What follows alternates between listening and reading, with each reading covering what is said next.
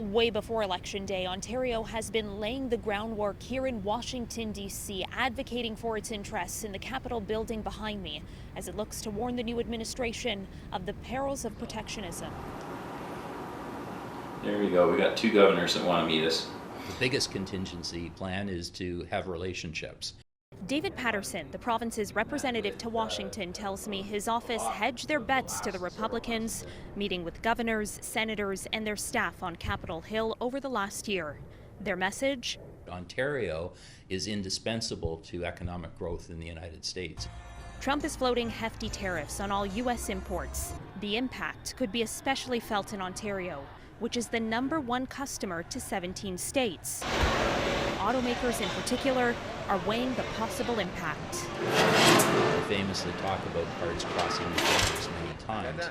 The reality is if we suddenly change that, we would be shutting down auto plants on the American side of the border, just as you would in Canada. Do you think that message is clear to Trump?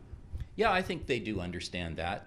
Trump has criticized electric vehicles and pledged to remove subsidies from the Biden-era Inflation Reduction Act, an initiative that forced the provincial government to match taxpayer-funded credits to the tune of $15 billion in a deal with Stellantis, which is building a battery plant in Windsor.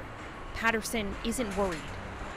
Coming from the auto sector, I can tell you we're not turning backward in terms of the development of new technology. The companies that have invested in Ontario, I think, have made very sound bets in terms of being able to supply a growing electric vehicle capability right across North America. Now that we know who the next American president is going to be, Ontario will rev up, if you will, its efforts to maintain trade links with the U.S.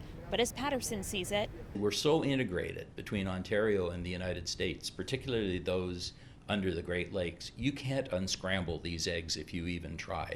In Washington, D.C., Caryn Ceolin, City News.